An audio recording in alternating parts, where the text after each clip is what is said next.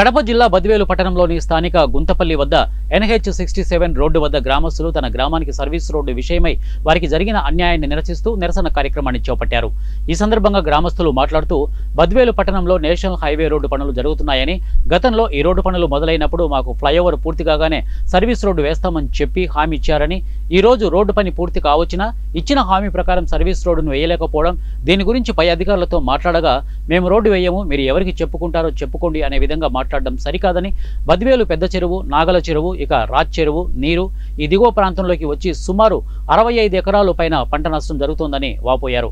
3 చెరువుల నీళ్లు పోయడానికి ఒకే కలవట్టును నిర్మించడం దారుణమని అన్నారు. ఇక 8 ఫీట్ల రోడ్డును చేయడం ఎక్కడా లేదని, బద్వేల్లోనే ఇలా చేయడం దారుణమని అన్నారు. బద్వేల్ చెరువు చెన్నంపల్లి చెరువులోకి ఈ దావనే పోవాలని అన్నారు. ఇక కనీసం 3 కాలువలు కట్టకుండా ఒకే కాలువను కట్టి ఇబ్బందికి గురి చేస్తున్నారని అన్నారు. ఒక బీటీ రోడ్డు ఉన్న ఈ గుంతపల్లికి ఇంత పెద్ద ఫ్లైఓవర్ స్టూడెంట్స్ మొత్తం ఉంటుందో, ఇంత పెద్ద ఫ్లైఓవర్ పెట్టాల్సిన అవసరమే లేదు. హైట్ కూడా 8 మీటర్ల నుంచి 9 మీటర్ల హైట్ పెట్టున్నారు. ఇంత పెద్ద హైట్ పెట్టాల్సిన ఫ్లైఓవర్ ఎక్కడనే ఉంది అసలు ఒక బీటీ రోడ్డుకి? ఇంత చేసి తూములు పెట్టలేదు విలేజ్లో. రేపు ఇది ఎంత పెద్ద వరద ప్రాంతమో అందరికీ తెలుసు. కానీ బద్వేలు చెరువు నిండింది, నీళ్లు వచ్చాయనంటే తూముల నుంచి పోక రోడ్డు కట్టి ఊర్లని నాశనమయ్యే అవకాశం కూడా ఉంది. అవగాహన లేని ఇంజనీర్లు పెట్టుకోవడం వల్ల కనీసం ఈ ఫ్లైఓవర్ వల్ల 4 కోట్ల రూపాయల నష్టం జరిగింది. ఎక్స్ట్రా ఫ్లైఓవర్ వల్ల 2 కోట్లు.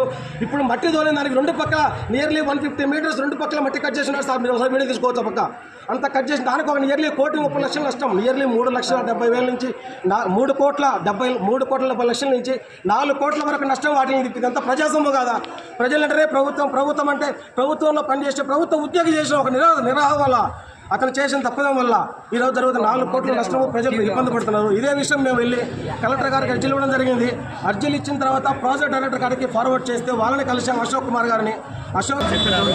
చెప్పిన తర్వాత ఈరోజు ఈ బ్రిడ్జి బ్లాక్ చేసుకొని అయిపోయిన తర్వాత ఇప్పుడు అడిగితే మేము ఏం చేయలేము, మీరు అప్పుడు ఆపాలి, ఇప్పుడు ఆపితే మేమేం చేస్తాము అని చెప్తా ఉన్నారు అధికారులు, ఆ NH వాళ్ళకు సంబంధించిన వాళ్ళు. ఇది వచ్చేసి బద్వేలు టౌన్ నీళ్ళండి, భూములు ఎడలు పెట్టగా